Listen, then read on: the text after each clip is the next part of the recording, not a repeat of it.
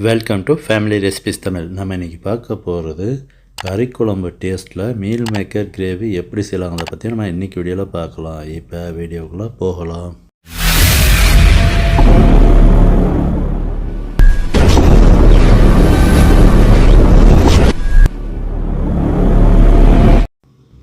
Meal maker gravy செய்ய ஆரம்பிச்சிடலாம். First ஒரு 1/4 கிலோ உருளைக்கிழங்கு மூழ்கிற அளவுக்கு நம்ம குக்கரில் தண்ணி ஆட் பண்ணி 1/4 கிலோ உருளைக்கிழங்க உள்ளே போட்டுட்டு அதுக்கு தேவையான அளவு உப்பையும் உள்ளே போட்டுட்டு மூடி ஒரு 2 விசில் விட்டுக்கலாம். 2 விசில் விட்டு நல்லா ஆற வச்சு உருளைக்கிழங்க தோல் நீக்கி சின்ன சின்னதாக கட் பண்ணிக்கலாம். அடுத்ததாக கடாயை சூடு பண்ணி அதில் ஒரு 1/4 கிலோ மீல் மேக்கர் மூழ்கிற அளவுக்கு தண்ணி ஆட் பண்ணி அதை மீல் மேக்கரை போட்டுட்டு அதுக்கு தேவையான அளவு உப்பும் போட்டு நல்லா கொதிக்க விட்டலாம்.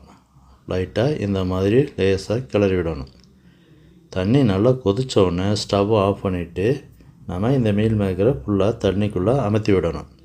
அமர்த்தி விட்டுட்டு ஒரு 2 நிமிஷம் இருக்க விட்டு தண்ணியெல்லாம் வடிச்சிட்டு மறுபடியும் பச்சை தண்ணியில் நல்ல தண்ணியில் நல்லா கழுவி நல்லா புழிஞ்சு எடுத்துக்கணும். நல்லா ப்ரெஸ் பண்ணி மீல் மேக்கரில் தண்ணி இல்லாத அளவுக்கு நல்லா இறுக்கமாக புழிஞ்சு எடுத்துக்கணும். பார்த்தீங்களா? இந்த ஸ்டேஜில் நம்ம இதை ஆற வச்சிடலாம். ஆற வச்சுட்டு நாம் தண்ணியே இல்லாமல் புழிஞ்சு எடுத்துக்கணும் மீல் மேக்கரை.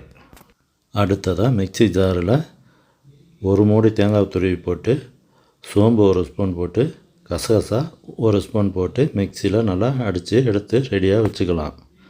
அதுக்கு அடுத்ததாக கடாய் சூடானவுடனே 1 ஸ்பூன் ஆயில் போட்டு கடுகு உளுந்தம் பருப்பை போட்டு நல்லா பொரிய விட்டலாம். நல்லா பொரியட்டும். இது சிம்லையோ இல்லை மீடியம் ஹீட்லேயோ இருக்கணும், இல்லை அப்படின்னா கருகிரும். அடுத்ததாக நம்ம ஒரு சின்ன துண்டு பட்டை 2, கிராம்பு 2, பிரிஞ்சி இலை 2 போட்டு அதோட 200 கிராம் ஆனியனை சின்ன சின்னதாக கட் பண்ணி அதில் போட்டுக்கலாம். போட்டு நல்லா கிளறி விடலாம். பார்த்திங்களா? இந்த மாதிரி நல்லா கிளறி விடணும். ஏன்னா எண்ணெய் கம்மியாக இருக்குது, அதனால் அடிக்கடி கிளறி விடணும். இந்த சமயத்தில் கொஞ்சம் உப்பு அதையும் அதில் போட்டு நல்லா கிளறி விடலாம். ஃபேமிலி ரெசிபிஸ் தமிழ் சேனலை லைக் பண்ணுங்கள், சப்ஸ்கிரைப் பண்ணுங்கள், பக்கத்தில் இருக்க பெல் பட்டனை எனேபிள் பண்ணுங்கள், ஷேர் பண்ணுங்கள். இது ஒரு 3-4 நிமிஷம் கிளறி விட்டுட்டு அடுத்ததாக கருவேப்பிலை கொஞ்சம் நம்ம ஆட் பண்ணிடலாம். போட்டு லைட்டாக ஒரு கிளறி விட்டுட்டு தக்காளி 200 கிராம் அளவுக்கு சின்ன சின்னதாக கட் பண்ண தக்காளி ஒரு 3 தக்காளியை போட்டுக்கலாம்.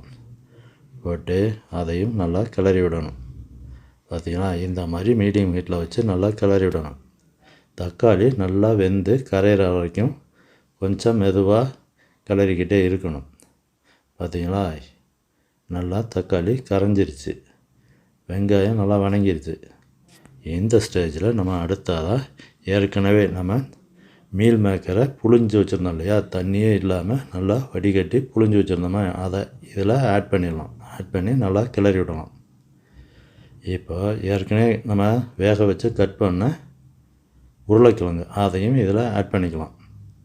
ஆட் பண்ணி லைட்டாக கிளறி விடலாம். கிளறி விட்டுட்டு நம்ம மிக்சியில் அடித்து வச்ச தேங்காய் துருவலையும் இதில் ஆட் பண்ணிடலாம். இதோட மஞ்சள் தூள் 1/2 ஸ்பூன் போட்டுக்கலாம். மிளகாய்த்தூள் காரத்துக்கு தகுந்த மாதிரி 2 ஸ்பூன் போட்டுக்கலாம். போட்டு நல்லா கிளறி விடலாம். பார்த்திங்களா? இந்த மாதிரி மிளகாய்த்தூள் நம்ம எந்த அளவுக்கு தேவையோ அந்த அளவுக்கு போட்டுக்கலாம். மிளகாய்த்தூள் கொஞ்சம் காரம் அதிகமாக இருக்கணும், அதுக்கு தகுந்த மாதிரி போட்டுக்கலாம். ரெட் சில்லி பவுடர் போட்டோம்னா நல்லா கலர் கொடுக்கும். இப்போ நம்ம கலருக்காக ரெட் சில்லி பவுடரை ஆட் பண்ணியிருக்கோம். அடுத்ததாக தேவையான அளவு தண்ணி அதிகமாக ஆட் பண்ணக்கூடாது. கொஞ்சம் மீல் மேக்கருக்கு மேலே இருக்கிற மாதிரி தண்ணி ஆட் பண்ணிக்கணும். ஆட் பண்ணி நல்லா கிளறி விட்டு நல்லா கொதிக்க விடணும். பார்த்திங்களா? இந்த சமயத்தில் தேவையான அளவு உப்பு அதையும் இதில் ஆட் பண்ணிக்கணும். ஆட் பண்ணி நல்லா கிளறி விட்டலாம். ஃபேமிலி ரெசிபிஸ் தமிழ் சேனலை லைக் பண்ணுங்கள், சப்ஸ்கிரைப் பண்ணுங்கள், பக்கத்தில் இருக்க பெல் பட்டனை எனேபிள் பண்ணுங்கள், ஷேர் பண்ணுங்கள். இப்போ நல்லா கொதிக்க ஆரம்பிச்சிச்சு. இந்த சமயத்தில் நல்லா கொதிக்க ஆரம்பித்த உடனேயே நாம் சிம்மில் வச்சிடணும். சிம்மில் ஒரு 7-8 நிமிஷம் சிம்மில் வச்சிடணும். சிம்மில் வச்சா அப்படியே மெதுவாக கொதிக்க விட்டுக்கிட்டு இருக்கணும். அப்பப்போ லைட்டாக கிண்டி விடணும். சிம்மில் வைக்காமல் அதிகமாக மீடியம் ஹீட்லேயே வச்சுருந்தோம்னா நமக்கு தண்ணியெல்லாம் சுண்டி போயிடும், நமக்கு கிரேவி இருக்காது. அதனால் மீடியம் ஹீட்டில் வைக்காமல் சிம்மில் வச்சு ஒரு 7-8 நிமிஷம் அப்படியே விட்டுறணும். அப்பப்போ தேவைப்பட்டால் கிளறி விடணும்.